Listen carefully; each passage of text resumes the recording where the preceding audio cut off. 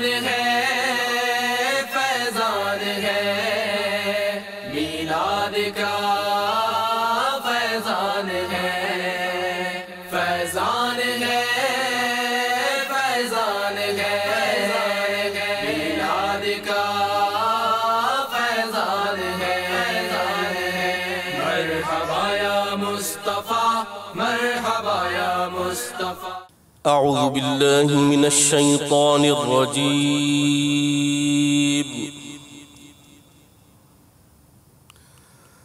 بسم الله الرحمن الرحيم ألا إن لله ما في السماوات والأرض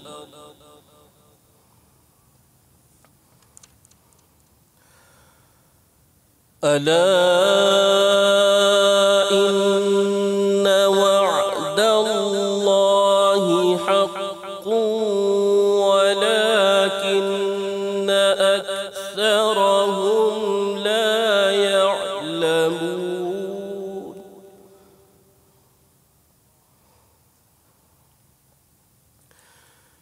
هو يحيي ويميت وإليه ترجعون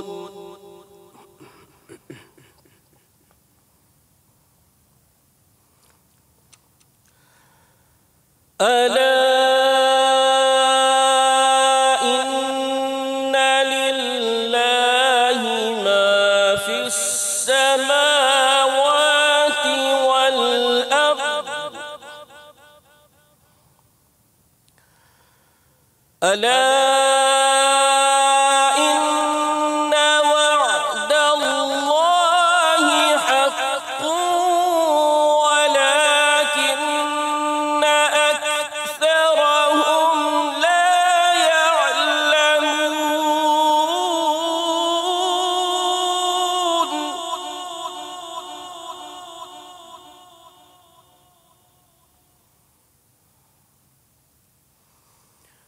هو يحيي ويميت وإليه ترجعون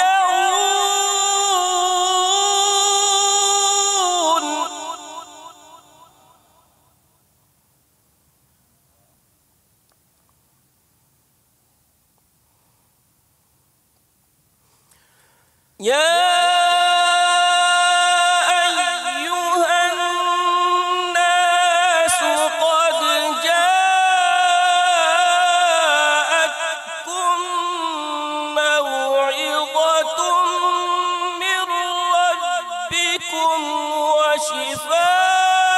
وشفاء لما في الصدور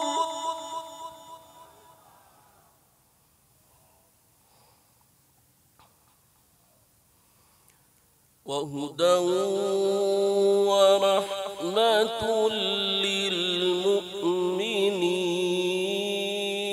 للمؤمنين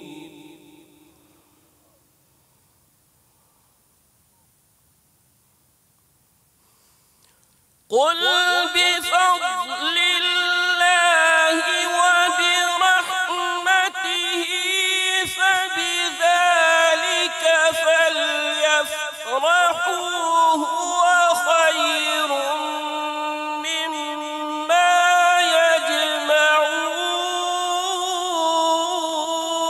يجمعون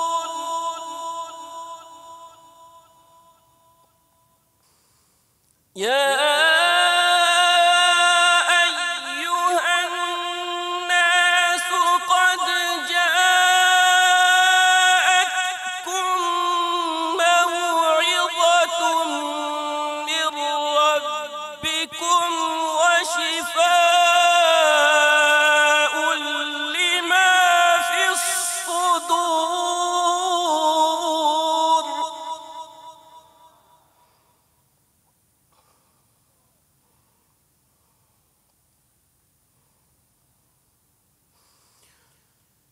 وشفاء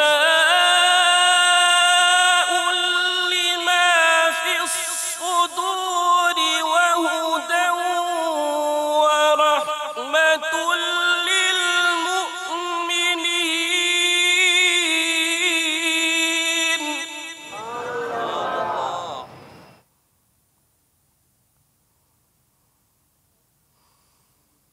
قل بفضل الله وبرحمته فبذلك فليفرحوا هو خير مما يجمعون.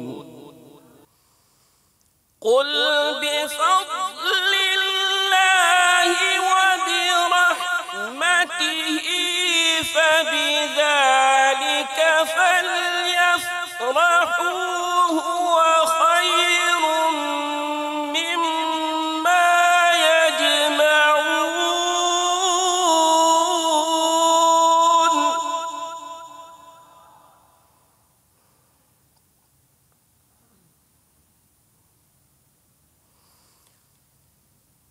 قل بفضل الله وبرحمته فبذلك فليفرحوا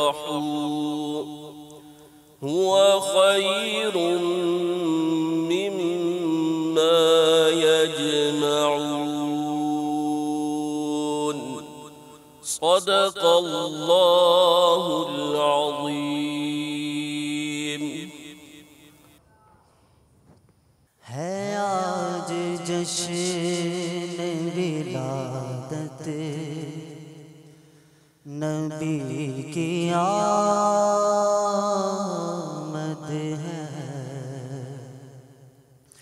ہے آج جشن ولادت نبی کی آمد ہے. جلاؤ شمع محبت نبی کی آمد ہے. جلاؤ شمع محبت نبی کی آمد ہے آج جشن ولادت نبی کی آمد ہے. جلاؤ شمع محبت نبی کی آمد ہے. جہاں میں بجتی ہے نوبت نبی کی آمد ہے. جہاں میں بجتی ہے نوبت نبی کی آمد ہے. سنا سب کو بشارت نبی کی آمد ہے. سنا سب کو بشارت نبی کی آمد ہے. مچاؤ دھوم سبھی مرحبا کے نعروں کی. مچاؤ دھوم سبھی مرحبا کے نعروں کی. مناؤ جشن ولادت نبی کی آمد ہے. مناؤ جشن ولادت نبی کی آمد ہے. مناؤ جشن ولادت نبی کی آمد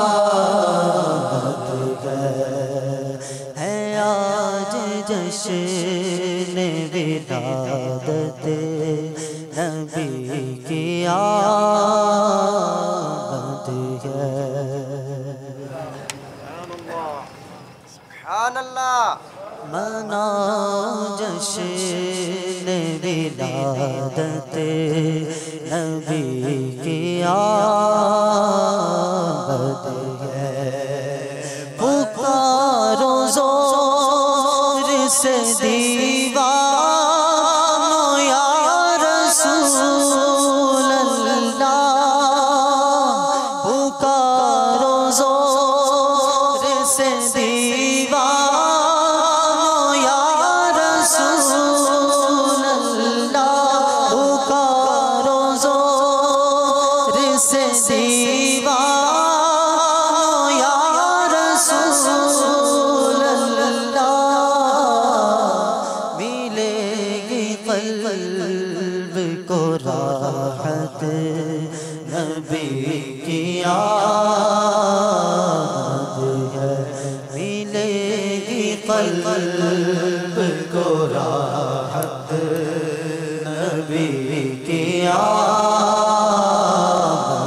ہے۔ پڑھو سلام کرو ڈوب کر محبت میں، درود پاک کی کثرت نبی کی یاد ہے، درود پاک کی کثرت نبی کی یاد۔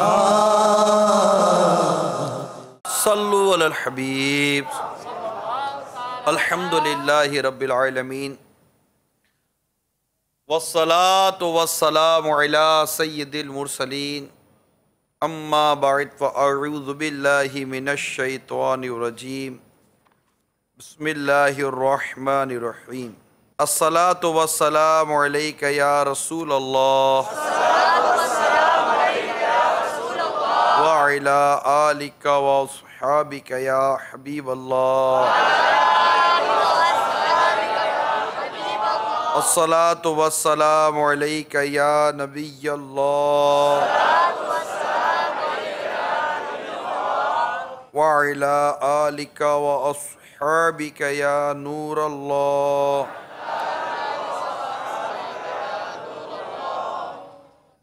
فرمان مصطفیٰ صلی اللہ تعالی علیہ وآلہ وسلم،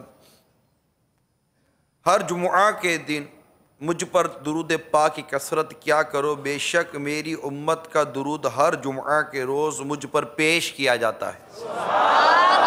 قیامت کے روز لوگوں میں سے میرے زیادہ قریب وہی شخص ہوگا جس نے دنیا میں مجھ پر زیادہ درود پڑھا ہوگا۔ صلو علی الحبیب۔ مٹ گئے، مٹتے ہیں، مٹ جائیں گے آدھا تیرے، نہ مٹا ہے نہ مٹے گا کبھی چرچا تیرا۔ آج ایک ایسے ہی دشمن رسول کا واقعہ بیان کر رہا ہوں جو ایسا مٹا ایسا مٹا ایسا مٹا کہ اس کی داستان رہ گئی۔ بڑا مشہور نام ہے مسیلمہ کذاب۔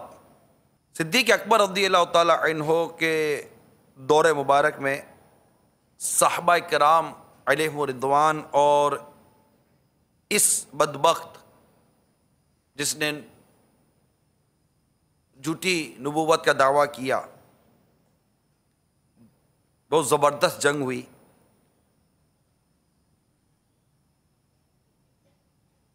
اور اس میں اس کے بڑے بڑے سرداروں سمیت 10,000 قتل ہوئے۔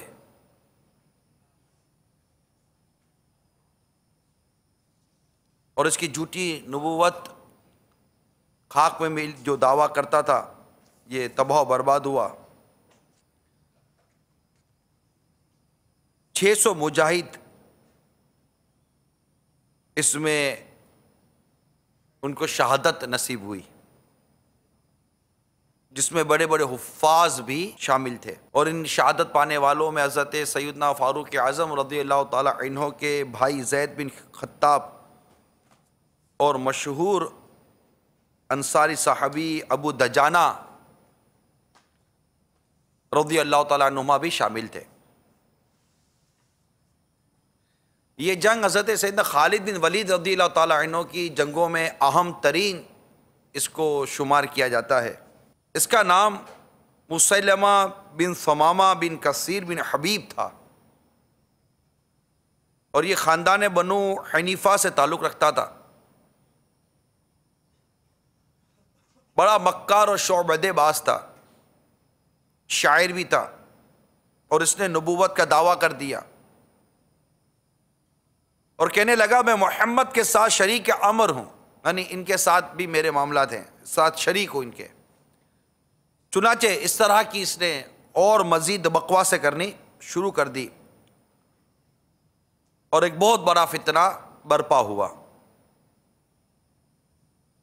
اس نے یعنی اس کذاب جھوٹے نے اللہ کے پیارے حبیب صلی اللہ تعالی علیہ وسلم کو ایک خط لکھا۔ جرت دیکھیے اس کی، لکھتا ہے مسیلمہ، اور اپنے آگے لکھتا ہے رسول اللہ کی طرف سے محمد رسول اللہ کی طرف، یعنی یہ یوں اس نے لکھا۔ پھر اما بعد مجھے آپ کے ساتھ شریک امر کیا گیا ہے، لہذا نصف حکومت ہماری نصف قریش کی، لیکن قریش ایسی قوم ہے جو زیادتی کرتی ہے۔ یہ خط اس بدکار جھوٹے کا یہ خط دو ایلچی لے کر بارگاہ رسالت صلی اللہ تعالی علیہ وسلم میں حاضر ہوئے۔ پیارے نبی محترم صلی اللہ تعالی علیہ وسلم نے دونوں سے ارشاد فرمایا کہ تم بھی وہی کہتے ہو جو یہ کہتا ہے؟ جواب دیا ہاں۔ ارشاد فرمایا اللہ عز و جل کی قسم اگر ایلچیوں کو قتل نہ کرنے کا اصول نہ ہوتا تو میں تم دونوں کو قتل کرا دیتا۔ حضرت عبداللہ بن مسعود رضی اللہ تعالی عنہ بیان کرتے ہیں کہ اس وقت بھی اصول رائج تھا کہ ایلچیوں کو قتل نہ کیا جائے، یہ جو پیغام لاتے ہیں۔ اللہ کے پیارے حبیب صلی اللہ تعالی علیہ وسلم نے اس خط کا جواب اس طرح دیا،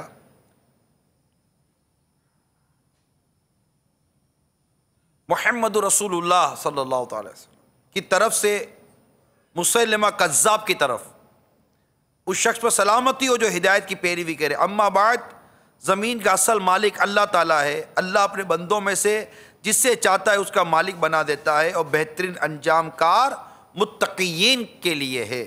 اب یہ حرکتیں کیا کرتا یہ کذاب بدبخت کہ کتنا مجھ پر بھی وحی نازل ہوتی ہے۔ اس نے پوری کوشش کی کہ رسول اکرم صلی اللہ تعالی علیہ وآلہ وسلم کی نقالی کرے۔ کتابوں میں لکھا ہے کہ کسی نے اس کو بتایا کہ پیارے آقا مکی مدی مصطفیٰ صلی اللہ تعالی علیہ وآلہ وسلم نے کسی کنویں میں اپنا لعاب مبارک، تھک مبارک ڈالا تو اس کا پانی بڑھ گیا۔ اب اس کو بھی کیا ہوا کہ اس نے بھی ایک کنویں میں تھکا، اس کے تھکتے اس کا سارا پانی خشک ہو گیا۔ ایک اور کنویں میں تھکا تو اس کا سارا پانی کڑوا ہو گیا۔ اس نے وضو کیا، وضو کے بچے ہوئے پانی سے کھجور کے ایک درخت کو سیراب کیا تو وہ درخت سے خشک ہو گیا۔ اس کے بعد بچے لائے گئے کہ ان کے سر پر یہ ہاتھ پھیرے، اس سے ہاتھ پھیرا تو بچہ گنجا ہو گیا۔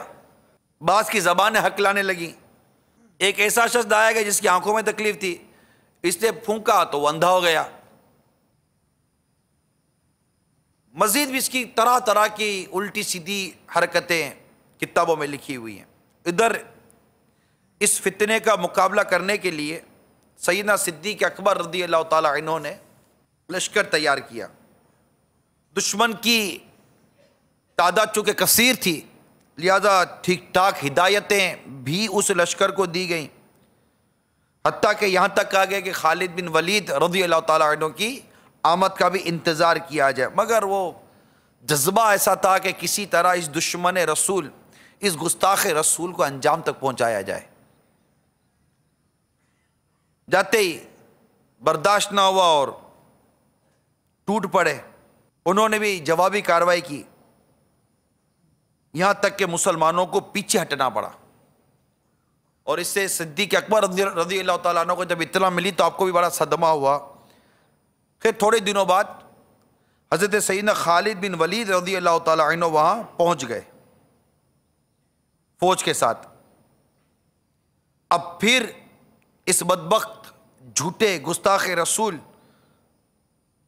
کا سامنا ہوا. اپنی فوج کو اس نے بھی غیرت دلائی، لڑائی شروع کروائی. اب اس روز مہاجرین کا جھنڈا ابو حذیفہ اور انصار کا جھنڈا ثابت بن قیس رضی اللہ تعالی عنہما کے پاس تھا. اب جنگ کے پہلے مرحلے میں مسلمان تھوڑا پیچھے ہٹے، حتیٰ کہ بنو حنیفہ سیدنا خالد بن ولید رضی اللہ تعالیٰ عنہ کے خیمے تک میں داخل ہو گئے. خیر پیچھے سے خالد بن ولید رضی اللہ تعالیٰ عنہ جب پہنچے اور پھر جو مقابلہ شروع ہوا اور آپ نے پھر اعلان کر دیا کہ آؤ مجھ سے کون لڑتا ہے. اب آتے گئے، لڑتے گئے، کٹتے گئے، یہاں تک کہ اس جھوٹے بدبخت گستاخ رسول اور اس کے لوگ بھاگ کر ایک باغ میں چھپ گئے، پہنچ گئے. مسلمانوں کے علم بردار ثابت بن قیس رضی اللہ تعالی عنہ نے زمین میں نصف پنڈلیوں تک گڑھا کھودا، کفن پہنا، خوشبو لگائی، اس گڑھے میں اپنے آپ کو گاڑ لیا اور نیا ثابت قدمی کے ساتھ لڑتے رہے حتیٰ کہ شہید ہو گئے. یعنی کہ میں گاڑ دیا کہ ہم پیچھے نہ ہٹ سکے، اور لڑتے رہے یہاں تک کہ شہید ہو گئے. اب یہ دشمن اندر میں، مسلمان باہر، دروازہ اندر سے بند، کرے تو کیا کرے. اب ہوا یہ کہ حضرت انس بن مالک رضی اللہ تعالیٰ عنہ کے بڑے بھائی برہ بن مالک رضی اللہ تعالیٰ عنہ نے کہا مجھے چمڑے میں لپیٹ کر نیزوں سے اوپر اٹھاؤ اور دیوار کے اوپر لے جا کر اندر پھینک دو تاکہ وہ اندر جا کر باغ کا دروازہ کھول سکے. چنانچہ ایسا ہی کیا گیا، وہ جیسے ہی اندر پہنچے اور دشمنوں سے لڑائی کی اور لڑتے لڑتے دروازہ کھول دیا، اندر مسلمان داخل ہو گئے. ایک قول کے مطابق اس جھوٹے بدبخت گستاخ رسول کی فوج کی تعداد 1 لاکھ تھی اور مسلمانوں کی تعداد صرف 10,000. اچھا، اب مسلمانوں کا جو لشکر تھا اس میں ایک تھے حضرت سیدنا وحشی رضی اللہ تعالیٰ عنہ، جنہوں نے اسلام لانے سے پہلے حضرت امیر حمزہ رضی اللہ عنہ کو شہید کیا تھا. اب انہوں نے تاک لگا کر دیکھا کہ وہ جھوٹا گستاخ رسول کذاب ادھر کھڑا ہوا ہے. انہوں نے سوچا کہ آج وقت ہے کہ میں اپنا، وہ صدمہ تو تھا نا ان کو کہ میرے ہاتھوں سے کس عظیم شخصیت کو میں نے شہید کیا تھا. اب انہوں نے نشانہ باندھ کر اپنے نیزے سے اس پر حملہ کر دیا. بس یہ حملہ تھا کہ وہ زخمی تڑپتا آ گیا بیچ میں اور زوردار دھاڑے مارنے لگا. حضرت سیدنا ابو دجانہ رضی اللہ تعالی عنہ اس کے سر پر پہنچ گئے اور پوری قوت سے اس کے سر پر تلوار ماری، اس کے 2 ٹکڑے کر دیے. اس وقت اس کی عمر 120 سال کی تھی اور جو دوسرے تھے مار دیے گئے. تو میرے میٹھے اور پیارے اسلامی بھائیوں اور مدنی چینل کے ناظرین، مٹ گئے، مٹتے ہیں، مٹ جائیں گے آدھا تیرے، نہ مٹا ہے نہ مٹے گا کبھی چرچا تیرا. صلو علی الحبیب صلی اللہ تعالی علی محمد.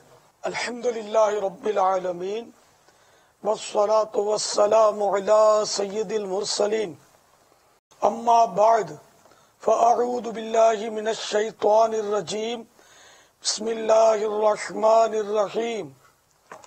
الصلاة والسلام علیک یا رسول اللہ وعلى آلك وصحابك يا حبيب الله وعلى آلك الصلاۃ والسلام علیک یا نبی اللہ وعلی آلک واصحابک یا نور اللہ. فرمان مصطفیٰ صلی اللہ تعالی علیہ وآلہ وسلم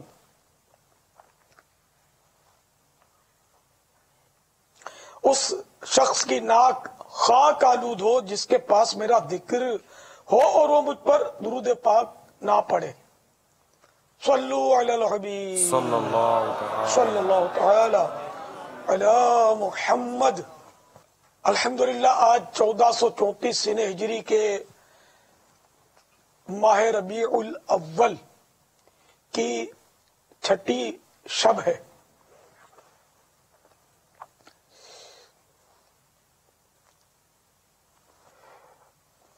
مدنی چینل پر فیضان میلاد کا سلسلہ جاری ہے جس کی ایک کڑی مدنی مذاکرہ بھی ہے. الحمدللہ مدنی مذاکرے کا سلسلہ ہے. آپ سوالات کیجئے، ہر سوال کا جواب وہ بھی ثواب دے پاؤں یہ ضروری نہیں، بند پڑا عرض کرنے کی کوشش کروں گا. بھول کرتا پائیں فوراً میری اصلاح فرمائیں. مجھے آئیں بائیں شائیں کرتا اپنے موقف پر بلا وجہ اڑتا نہیں. شکریہ کے ساتھ رجوع کرتا پائیں گے انشاءاللہ عز و جل. صلو علی الحبیب صلی اللہ تعالی علی محمد. میرا نام محمد شریف زاہد ایڈوکیٹ، پریزیڈنٹ ڈسٹرکٹ بار قصور. میں میرے اہل سنت کی خدمت میں ایک عرض کرنا چاہتا ہوں کہ قضاء نماز میں صرف فرض پڑھنے سے پوری نماز ادا ہو جاتی ہے کہ پوری نماز پڑھنی چاہیے؟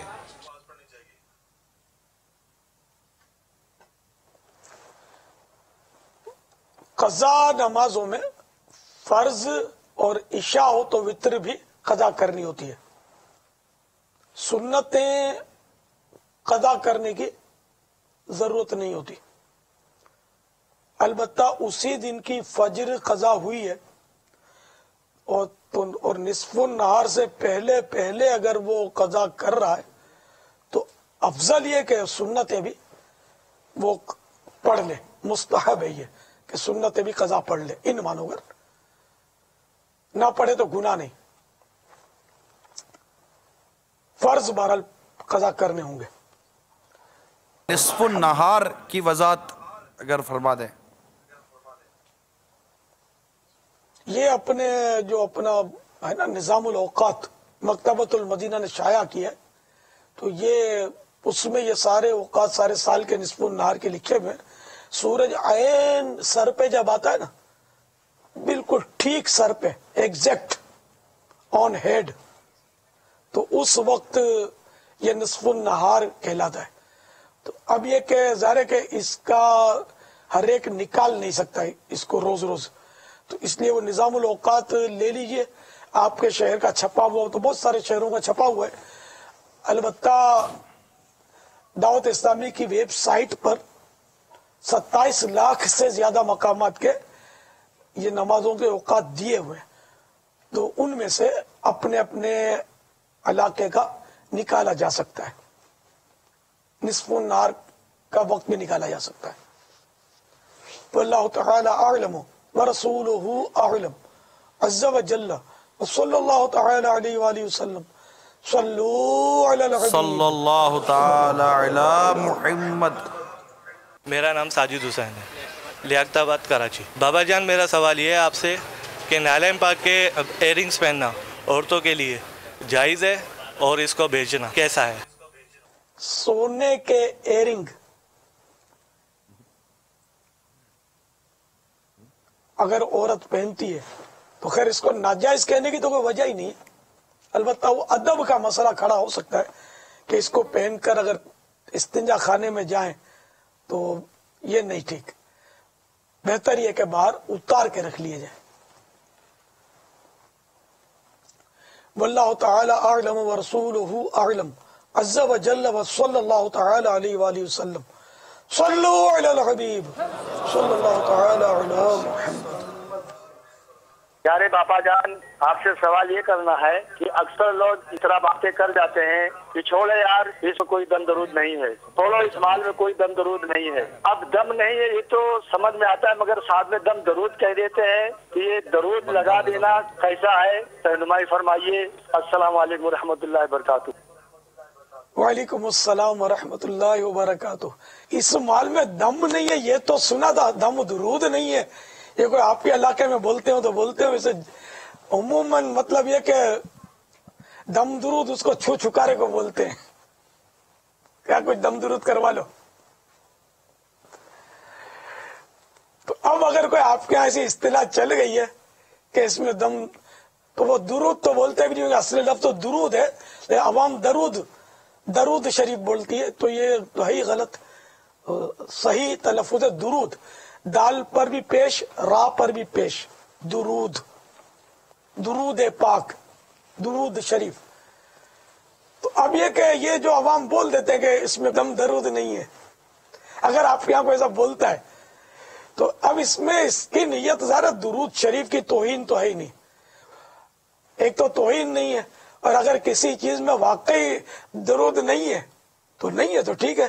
اب میں بولوں کہ میرے اس کاغذ میں کوئی دم درود نہیں ہے تو صحیح تو ہے، درود لکھا ہوا ہی نہیں ہے اس میں، دم بھی نہیں ہے، میں نے دم بھی نہیں کیا اس پر۔ ویسے دم جان کو بولتے، ویسے نہیں اس میں کوئی جان نہیں تو جان بھی نہیں، ابھی یوں کروں گا تو بیچارہ پھٹ جائے گا، تو کیوں پھاڑوں؟ بلا ضرور پھاڑوں گا تو بھی مال ضائع ہوگا نا، تو یہ میرے کام کا ہے۔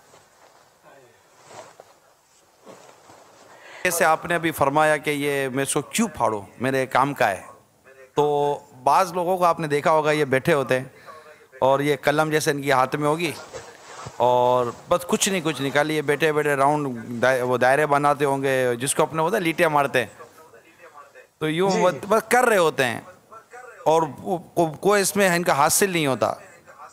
تو اس کی کیا بعض کاغذ ایسے ہوتے ہیں جن پر اگر یہ کریں گے تو ہو جائے گا، بعض کاغذ ایسے ہوتے ہیں جن میں نہیں کرنا چاہیے، اس کی کو تک، کیونکہ یہ ایک سمجھے کہ پتہ نہیں کیا ایک عادت سی ہے کہ بیٹھا ہوا آدمی یہ کرتا رہتا ہے۔ اچھا، اسی لیے بچے بھی کرتے رہتے ہیں، بچے تو کرتے رہتے ہیں، بڑوں کا اتنا توجہ نہیں تھی میری، یہ بڑوں کو دیکھ کر شاید بچے کرتے ہوں گے۔ اب یہ کہ ظاہر ہے کہ ایک یہ اس کے فضول ہونا تو سمجھ میں آ ہی رہا ہے کہ یہ فضول ہے، اس کی حاجت نہیں ہے نا۔ دوسرا ہے کہ اگر ایک کاغذ ہے جس کی کوئی قیمت بنتی ہے اور اس طرح کرنے سے وہ ضائع ہو جاتا ہے تو پھر ہو سکتا ہے کہ حکم لگے، کیونکہ وہ ایک شرعی مسئلہ یہ کہ تضییع مال، یعنی مال کا ضائع کرنا یہ حرام ہے۔ تو اب اگر یہ کاغذ مال متقوم میں آتا ہے، یعنی قیمتی مال میں آتا ہے ایک کاغذ، ایک پیپر بھی بکتا تو ہے، اگر لینے جاؤ تو ایک پیپر بھی چاہیے تو اپنے اسٹیشنری پر پیسے لیں گے پھر ہی دیں گے نا، مفت تو دیں گے نہیں۔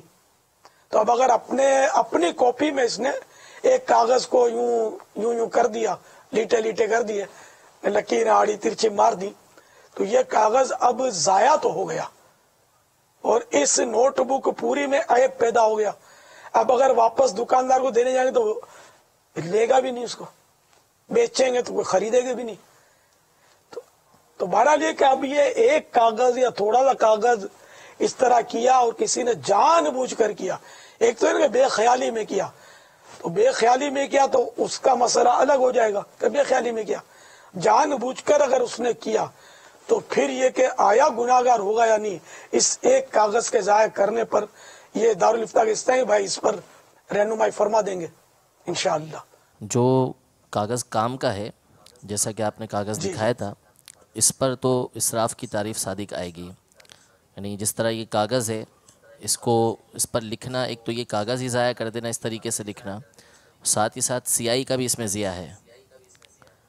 اور جی ہاں، جس طرح آپ نے فرمایا کہ عرفاً جتنا لکھا جاتا ہے اتنا لکھ لیا گیا، پھر آپ کی جو احتیاط ہے وہ مرحبا، لیکن اگر وہ نہیں استعمال ہوتی تو اس پر جو ہے وہ اسراف کی تعریف صادق نہیں آئے گی۔ اس لیے کہ عرف ہے اس کو جی استعمال نہیں کرتے ہیں نہیں استعمال کرتے اس وجہ سے جی. اسی طرح شاید واللہ اعلم. اس طرح یہ ہے کہ البتہ اگر نیچے خالی تھا اور وہاں پر وہ ایسے ہی دائرے بناتا رہا تو وہ یہ نہیں کہیں گے کہ کاغذ ضائع کر رہا ہے. اتنا ہوگا کہ وہ سیاہی کا اس پر ضیاء کا حکم ہوگا. وہ ضیاء پھر وہ ضیاء بھائی کو ڈھونڈ رہے ہوں گے. وہ سیاہی ضائع کر کی اس نے جی ویسٹ کی. واللہ تعالی اعلم ورسولہ اعلم عز وجل وصلی اللہ تعالی علیہ وآلہ وسلم. صلو علی الحبیب صلی اللہ تعالی علیہ صلی اللہ تعالی علی معجزہ مصطفیٰ. مرحبا مرحبا. بخاری شریف کی حدیث نمبر 4053 ہے کہ حضرت سیدنا جابر رضی اللہ تعالیٰ عنہ فرماتے ہیں میرے والد ماجد احد کے روز شہید ہو گئے. ان پر قرض تھا اور وہ 6 کمسن بچیاں بھی چھوڑ گئے تھے. جب کھجوریں توڑنے کا وقت آیا تو میں نے سرکار مدینہ سرور قلب و سینہ صلی اللہ تعالی علیہ وآلہ وسلم کی خدمت میں حاضر ہو کر عرض کی یا رسول اللہ آپ جانتے ہیں کہ میرے والد احد میں شہید ہو گئے اور بہت سا قرض چھوڑ گئے ہیں اور میں یہ چاہتا ہوں کہ آپ میرے ساتھ تشریف لے چلیں تاکہ قرض خواہ آپ کو دیکھیں. یعنی جو مجھ سے قرضہ مانگتے ہیں والد صاحب سے جو مانگتے تھے وہ آپ کو دیکھیں. یعنی ممکن ہے کہ یہود مدینہ جن کو میں نے قرض ادا کرنا ہے آپ کو دیکھ کر کچھ غیرت کریں اور موجودہ پیداوار لے کر بقیہ قرض معاف کر دیں. آپ صلی اللہ تعالی علیہ وآلہ وسلم نے فرمایا اچھا تم باغ میں جاؤ اور الگ الگ قسم کی کھجوروں کا ڈھیر لگا دو. میں نے ایسا ہی کیا. پھر نبی کریم صلی اللہ تعالی علیہ وآلہ وسلم کو وہاں لے آیا مگر قرض خواہ آپ کو دیکھ کر اور بھی ضد کرنے لگے. یعنی مجھ پر ان کا غصہ تیز ہو گیا. وہ سمجھے کہ یہ قرض تو ادا کرتے نہیں سفارش لا کر ہمارا نقصان کرنا چاہتے ہیں. جب آپ صلی اللہ تعالی علیہ وآلہ وسلم نے ان کی یہ حالت دیکھی تو ایک بڑے ڈھیر کے 3 چکر لگائے اور بیٹھ گئے. پھر فرمایا قرض خواہوں کو بلاؤ. پھر ان کو ناپ ناپ کر دیتے جاتے یہاں تک کہ اللہ عز و جل نے میرے والد کا سب قرض بے باق کرا دیا یعنی ادا ہو گیا. اور میں یہی چاہتا تھا کہ جس طرح بھی ہو یہ قرض ادا ہو جائے خواہ میری بہنوں کے لیے کھجور کا ایک دانہ بھی نہ بچے. مگر اللہ عز و جل نے سب ڈھیروں کو بچا دیا کیونکہ جس ڈھیر پر میرے آقا صلی اللہ تعالی علیہ وآلہ وسلم تشریف فرما ہوئے تھے میں نے اس کی طرف دیکھا تو اس میں سے ایک کھجور بھی کم نہیں ہوئی تھی. یعنی ایک ڈھیر سے ہی سارا قرض ادا ہو گیا دوسرے ڈھیروں کی نوبت ہی نہ آئی اور اس ڈھیر میں سے ایک کھجور بھی کم نہ ہوئی ویسا ہی رہا. صلو علی الحبیب صلی اللہ علیہ وسلم. فیضان ہے فیضان ہے میلاد کا فیضان ہے فیضان ہے فیضان ہے میلاد کا فیضان ہے. مرحبا یا مصطفیٰ مرحبا یا مصطفیٰ.